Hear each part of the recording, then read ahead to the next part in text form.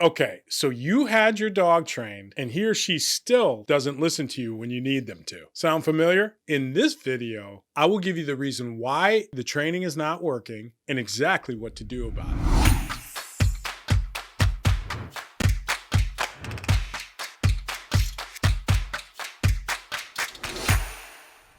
Hello, my name is Sam Ivy, and me and my team here at Sam Ivy Canine are committed to giving you a whole new way of looking at the topic of dog training. Our mission is to empower you, the dog owner, to build a better relationship with your dog, becoming the leader your dog needs you to be. Click the link in the description below if you're having a problem with your dog that needs immediate attention. And you can schedule a free 1-hour online consultation to speak with one of our canine behavioral consultants. Now, this video is the second video in our What No One Else is Telling You About Dog Training series. If you missed the first video, I've placed a link above. Make sure you're watching these videos in sequential order so that you get the most out of this entire series. Here, we'll be discussing the real, hidden reason your dog is not listening to you, even though you know he or she knows the command you're giving them. When you hear this, it's going to seem like such common sense. Duh. You're going to wonder, how did I miss something so obvious? So first, let us define what your ultimate goal is. What you really want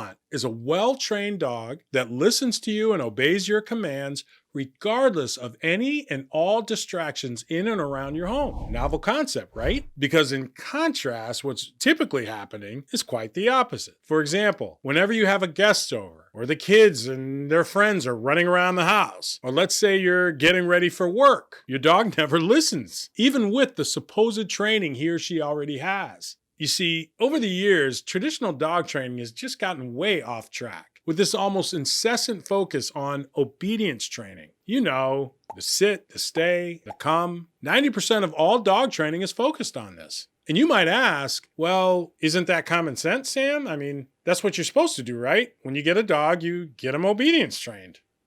It's the first thing everyone does. We bring home a puppy or we get a new rescue, and then we start right in on obedience training. If you try it on your own, maybe you pull up a dog training video on YouTube and you whip out the treats and start doing the sit, stay, and come. Or if that doesn't work, maybe you go to a group class at one of those big box pet stores we mentioned in the previous video. You've seen it. You're walking around in all the circles and you're doing all the sit and stay, which is usually a hot mess due to the insane levels of distraction in that environment. And what do all these dog training scenarios have in common? The immediate whipping out of treats and starting all this sit and stay stuff. Now, it almost sounds like I may be saying obedience training is not a good thing. Actually, quite the opposite. It's actually a really good thing. The challenge with it is, if you want real and lasting compliance, it cannot be the first thing. It has to be second. Here's what I mean. In our Sam Ivy Canine Dog Training Program, we teach the importance of the first training and then the second training.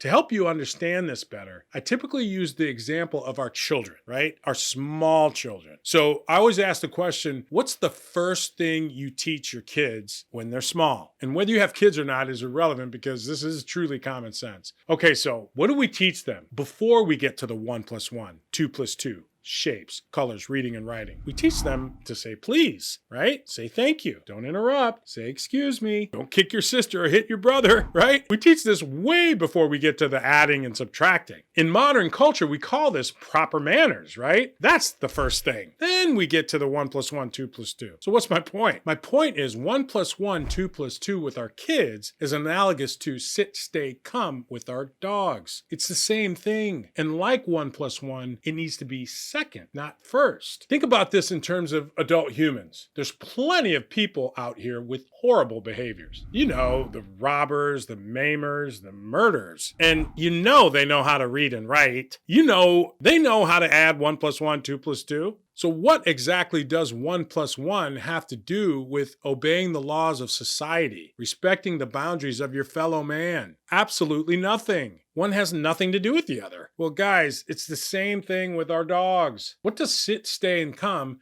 have to do with how well your dog respects the boundaries of your guest in your home, or say another animal in the neighborhood? You guessed it, absolutely nothing. Whether or not your dog knows how to sit or stay has no bearing on whether he or she was respectful of these type of boundaries. Now you may be getting clued in as to why, in spite of all the obedience training, she's still pulling, he's still jumping, they're still barking incessantly, still acting out towards other people or animals, or worse, their aggression is out of control. Many of you share this frustration. Who's had the experience of being told, oh, just ignore your dog when she does that, or he'll grow out of it in a couple years. He's just young. A couple more years of these behaviors? You have to be kidding me. While you're still struggling with jumping and pulling and digging and destructive behaviors or even aggression. And all of this even after all the time and money you've already spent on training. If you're experiencing these same frustrations, please share in the comments below. We definitely want to hear from you. So we can all agree that the vast majority of dogs know sit and stay, just the same as a misbehaving teenager knows how to add 1 + 1. What's missing? What's the secret that unlocks the door to our ultimate goal of a well-trained dog? The secret is proper pack behavior training. We said earlier that with our children, we need to teach proper manners first, before we get to 1 + 1, right? Well, we at Sam Ivy Canine call the same concept proper pack behavior with our dogs. This has to come first before we sit and stay. It's what's missing. 90% of owners and their dogs lack a solid foundation of proper pack behavior. That is the source of the problems you're facing, not a lack of obedience. So exactly what is proper pack behavior? Well, simply put, it's respect. If your dog doesn't listen to you, it's not because he or she doesn't love you. It's because he or she doesn't respect you. There's a difference.